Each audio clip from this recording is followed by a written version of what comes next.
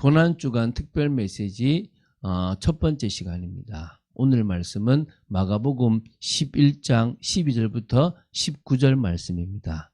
15절부터 17절 말씀을 합독하고 마가복음 11장 12절부터 19절 말씀을 한 목소리 우리가 지금 보도록 하겠습니다. 그러면 마가복음 11장 15절부터 17절 말씀을 한 목소리로 합독하도록 하겠습니다.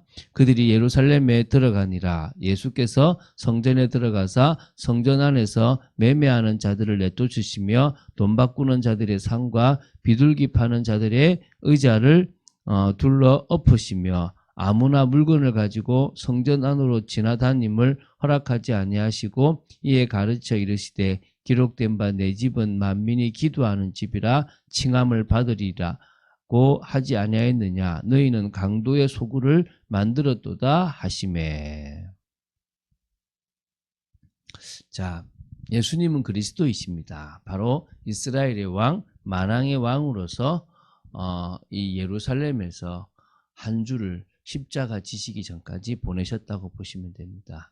첫째 날에 하신 일부터 금요일까지 하신 일까지를 보려고 합니다. 그럼 오늘은 첫 번째 날입니다. 월요일이죠.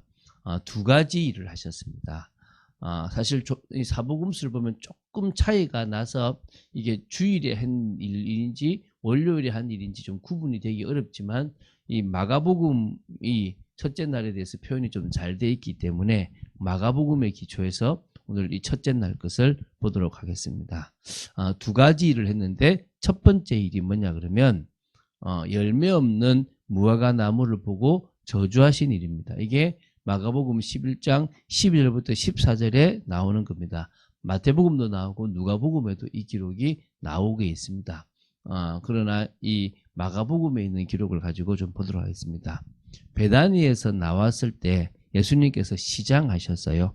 멀리서 잎사귀 있는 한 무화과 나무를 보시고 혹 그 나무에 무엇이 있을까 하여 이제 가셨습니다. 가서 보니까 잎사귀 외에는 아무것도 없었다는 겁니다. 그 이유가 아직 무화과의 때가 아니라고 나옵니다. 그러면 얼핏 지금 딱 이 문장만 보면은 무화과의 때가 아니라는 것은 아직 열매가 없으니까 당연히 열매가 없는 것은 당연하잖아요. 그런데 예수님께서 그 무화과 나무를 향해서 저주를 하셨습니다. 이제부터 영원토록 사람이 내게서 열매를 따먹지 못하리라 라고 한 겁니다. 그러면 이게 지금 아니 없는데 뭘 지금 아직 때가 아닌데 그렇잖아요. 예를 들면은 사과가 이제 가을에 열리는데 뭐 봄이나 여름 초에 왜 사과 없냐라고 너 앞으로 열매 맺지 마 이런 거 똑같은 거잖아요. 아니 때가 아닌데 왜 그러냐 볼 수 있잖아요. 근데 마가복음 11장 20절부터 25절을 보면요. 다음날 화요일에 베드로가 이 나무 곁을 지나다가 이 나무가 뿌리부터 이렇게 말라 나온 것을 보게 되고 예수님께 이야기를 하게 돼요. 그때 예수님께서는 믿고 기도하면 받은 줄로 알라라고 기도에 대해서 가르쳐 주세요. 그럼 이거는 기도에 대한 부분도 사실 있다는 거죠. 그러나 물론 많은 사람들이 해석하듯 이스라엘의 모습이라고 보기도 합니다. 그래서 그것에 대해서 좀 우리가 좀 알 필요가 있다고 생각돼요. 자, 여러분, 무화과 나무는 두 종류, 그러니까 무화과 나무 열매는 두 종류가 있어요. 6월쯤에 맺히는 이 열매는 파괴라고 하는 건데 어린 무화과예요. 한마디로요, 맛도 없고 상품성도 없는 그런 걸 파괴라 그래요. 그리고 그 이후에 제대로 열리는 열매를 테나라고 해요. 테나. 이것은 무화과 나무 열매를 말해요. 자, 그러면 우리가 지금 사실은 한국어를 보게 되니까 사실 되게 이상한 게 베다니라는 단어와 벳바게라는 단어가 사실은 표현이 잘못됐어요. 벳바게가 아니라 벳파게가 되는 거예요. 베이트라는 단어가 집, 동네라는 뜻이고요. 파게라는 단어가 아까 말했지만 어린 무화과, 아주 맛없는 조금 처음에 먼저 열리는 그 무화과를 말해요. 그러면 어린 무화과 동네라는 게 베이트 파게, 배파게가 되는 거예요. 그리고 베단이라는 것은요. 베이트라는 동네라는 단어와 테나라는 단어가 합쳐져서 베이트 테이나 그래서 베단리가 됐다는 거예요. 이 무화과 나무죠. 그러니까 무화과 나무의 동네와 또 뭡니까? 어린 무화과 나무의 동네 사이에 있다는 거예요. 다시 말하면요.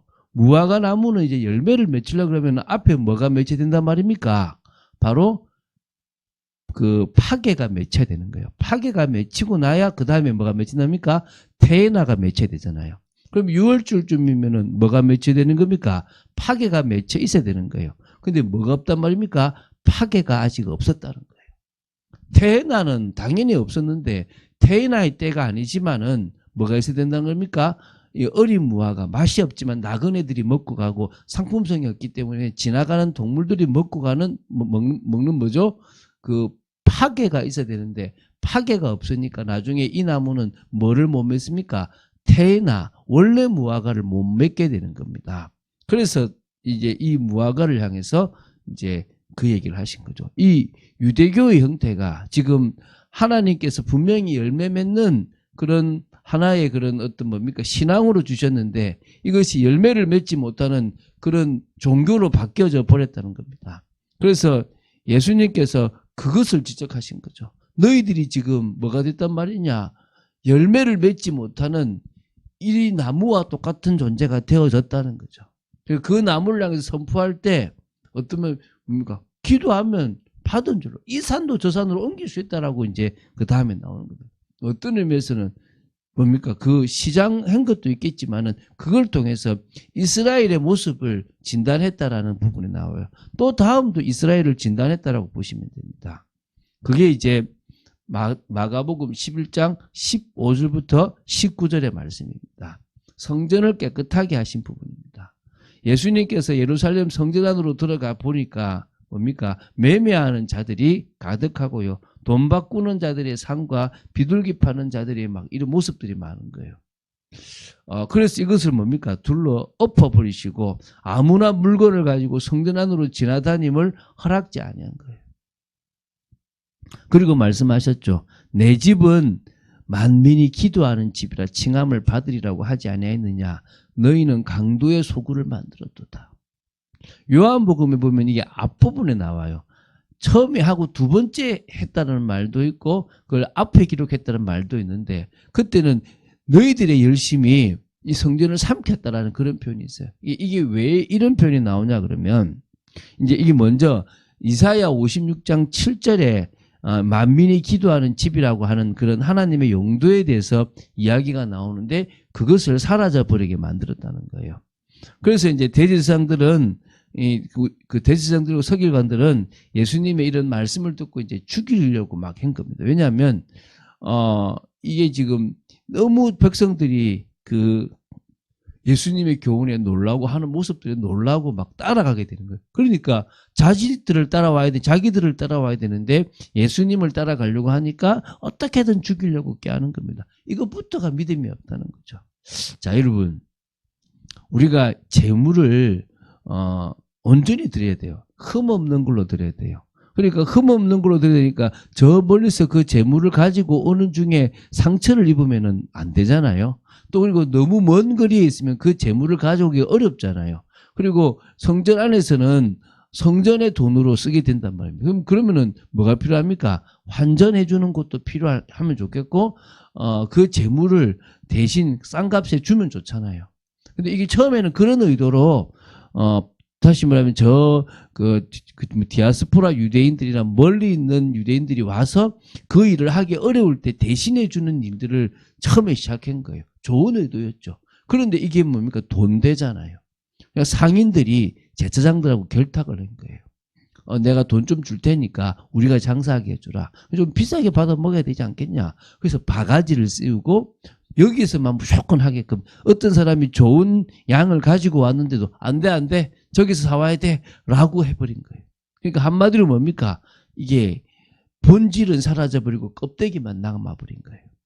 그러니까 지금 예수님께서 그 무화과 나무의 모습과 지금 성전에 있는 모습을 지금 다 지적하신 거예요. 너희들의 모습이 이렇다. 원래 하나님은 가장 복된 백성으로 너희들을 삼았고 거룩한 제사장 나라가 되게 했는데 너희들은 썩어버렸다. 열매 맺지 못한 존재가 되어버렸고 강도 같은 존재가 되어져 버렸다라는 겁니다. 그래서 그걸 다 뒤집고 바꾸신 거죠. 내 집을 더럽히지 말아라고. 예수님이 바로 성전이잖아요.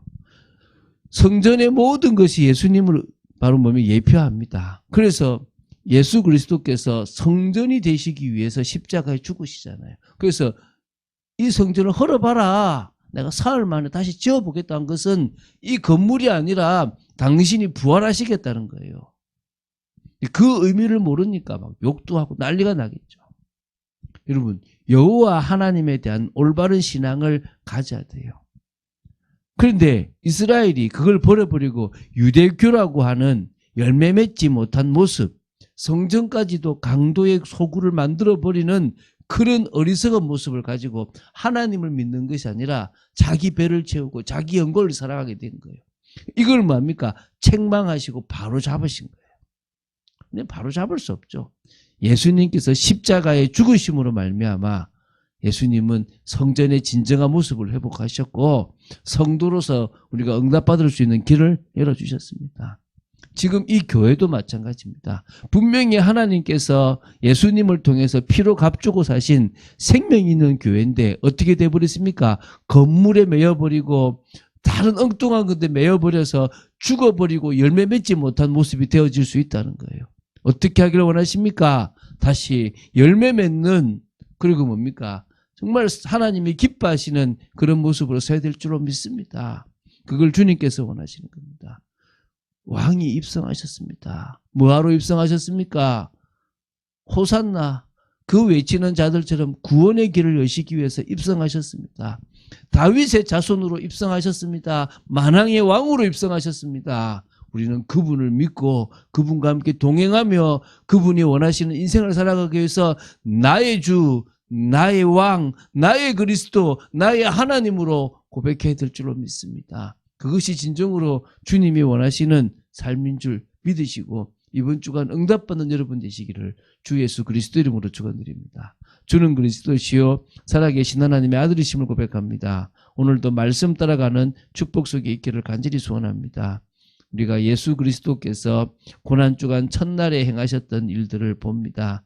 아버지 하나님, 정말 열매 맺지 못하고 강도의 소굴이 되어져 버린 그런 아버지 하나님 유대교의 그런 비참한 모습을 지적하시며 다시 바꾸시기를 원하며 복음의 능력으로 회복하기를 원하셨던 주님, 이제 저희들이 이 교회로서 아버지 하나님 복음의 능력이 회복되어지기 원하며 아버지 정말 복음이 필요한 사람들을 살려나가는 그런 교회의 모습을 가지기를 원합니다. 역사하여 주시옵소서. 주 예수 그리스도 이름으로 기도드립니다. 아멘.